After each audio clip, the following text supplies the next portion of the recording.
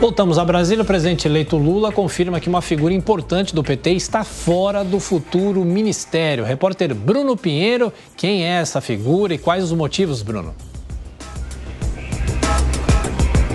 Olha, Tiago, a atual deputada Gleice Hoffmann, uma aliada histórica e antiga de Lula, na verdade, esteve lá em Curitiba, em todo aquele episódio da operação da Polícia Federal, quando Lula ficou recluso, enfim, em toda essa situação, ela esteve com Lula, articulando essa volta de Lula à campanha e agora, após uma reunião ontem no Centro Cultural Banco do Brasil, a deputada recebeu a informação de Lula que é importante ela continuar no Congresso fortalecendo as ideias do governo e não assumir um tipo de ministério, qualquer função dentro do cargo. A expectativa, Tiago, é que isso não aconteça agora e, se for acontecer, daqui a alguns anos e não já de início na chegada do governo Lula. Essa reunião também atinge o nome de Aloysio Mercadante, que também existe a ideia de se repetir o mesmo comportamento. E como eu já havia adiantado hoje aqui,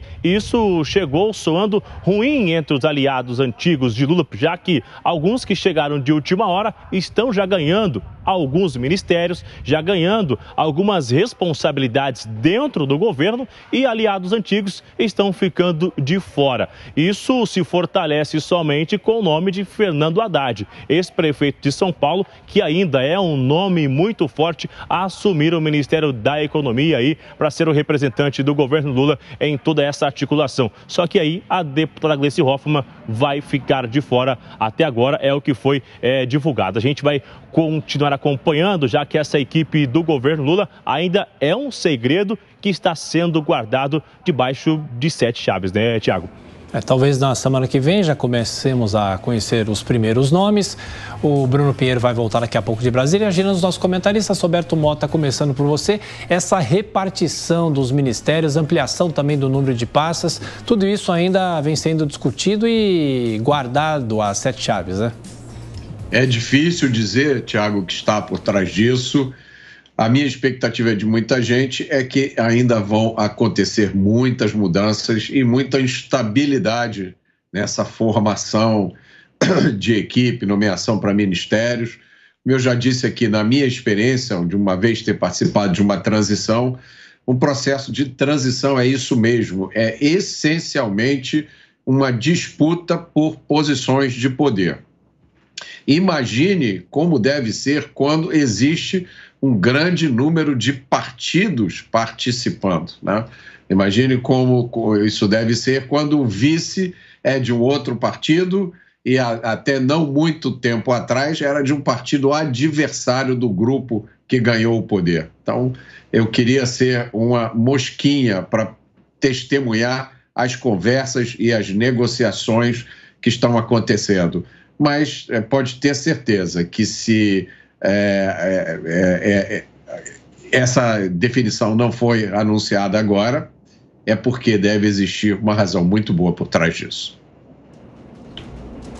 Eu acho que, aos poucos, alguns pontos, alguns nomes principais desse xadrez ministerial que o Lula monta, que deve contar com mais de 30 pastas, vão ficar mais claros. E os primeiros nomes podem ser anunciados já a partir da semana que vem. Fernando Haddad, que passou essa semana em Brasília, voltou para assistir à defesa de tese da mulher dele, a Ana Estela, na USP.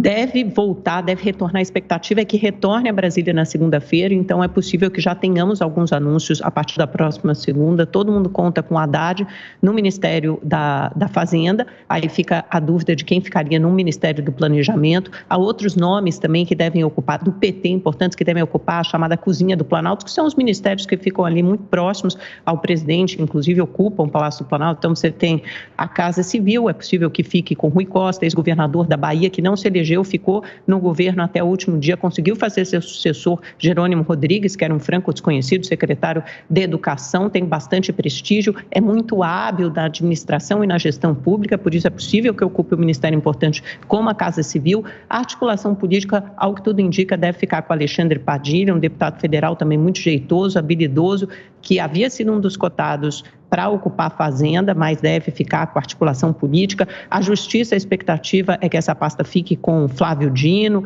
do PSB, ex-governador do Maranhão, e a Defesa quase que com certeza com José Múcio Monteiro, também um ex-deputado federal, ex-ministro do Tribunal de Contas da União, muito habilidoso, ótimo articulador político e conta com a simpatia tanto de Lula quanto com Bolsonaro. Apesar de não ter uma relação tão estreita ou íntima com a pasta da defesa, como articulador político, acho que nunca ouvi ninguém falar mal de José Múcio, tanto que o próprio presidente Bolsonaro um dia confessou que era apaixonado pelo José Múcio, que ele podia ocupar o cargo que quisesse em seu governo. Esses são os primeiros nomes que despontam no xadrez ministerial. O que chama atenção, o anúncio feito por Lula ontem, Gleisi Hoffmann continuará à frente do PT.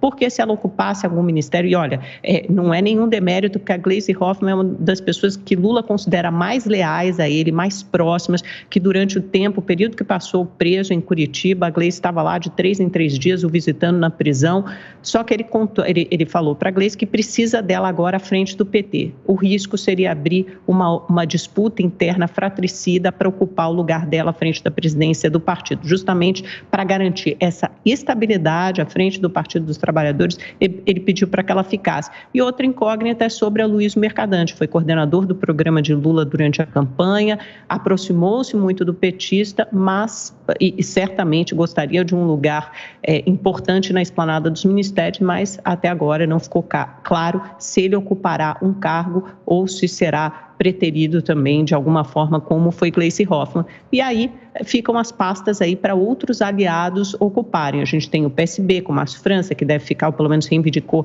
a pasta das cidades essa semana, e tem os ministérios que devem ser ocupados por MDB, União Brasil e PSD, os partidos de centro que Lula quer que façam parte da sua base aliada. Lembrando que cada um desses partidos quer pelo menos 2 pastas, uma para contemplar os senadores e outra para contemplar a bancada da Câmara, e ainda tem a Simone Tebet nesse xadrez ministerial. Ontem o PT disse que quer ficar com a pasta do desenvolvimento social, que abriga o Bolsa Família, porque considera como uma vitrine e fundamental. É a mesma pasta que até então seria reivindicada pela senadora. Vamos ver.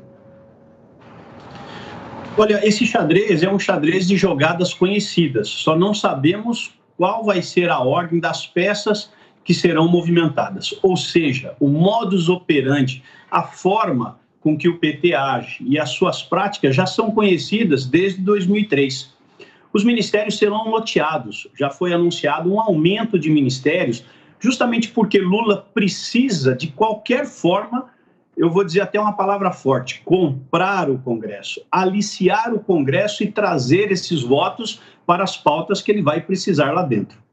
Nós temos aproximadamente 25 partidos que hoje têm representação na Câmara dos Deputados e quase a mesma coisa dentro do Senado, ainda não descontadas as fusões que aconteceram, como, por exemplo, a do Partido Social Cristão, o PSC, e esses 25 partidos terão que ser atendidos. Os partidos com maior bancada, obviamente, terão mais espaço do governo, até porque tem mais voto.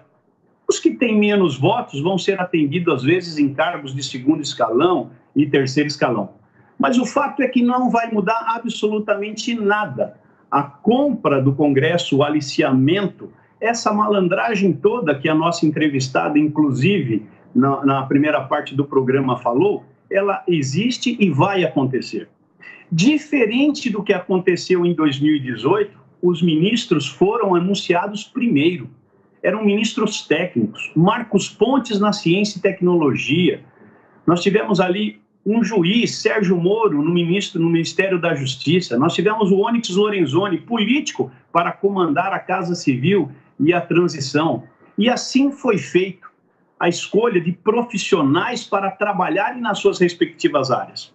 A política, ela faz parte e a gente reconhece que ela precisa existir. Mas dizer que Lula vai escolher nomes técnicos é acreditar, às vezes, em Papai Noel, ou Saci Pererê, ou Mula Sem Cabeça. Isso não vai acontecer. A negociação já está sendo feita. E olha, Mota, eu queria também ser um mosquitinho para escutar como é que estão sendo feitas essas negociações, assim, olhando olho no olho. O que vem, o que vai, o que você quer e o que eu posso entregar. Infelizmente, é isso que nós vamos viver nesses próximos 4 anos, nesses próximos 48 meses. Mais um governo que deverá ter, se não de forma declarada, a corrupção de volta e, infelizmente, o dinheiro do povo brasileiro indo para o ralo, ou, mais especificamente, para o bolso dos amigos do rei.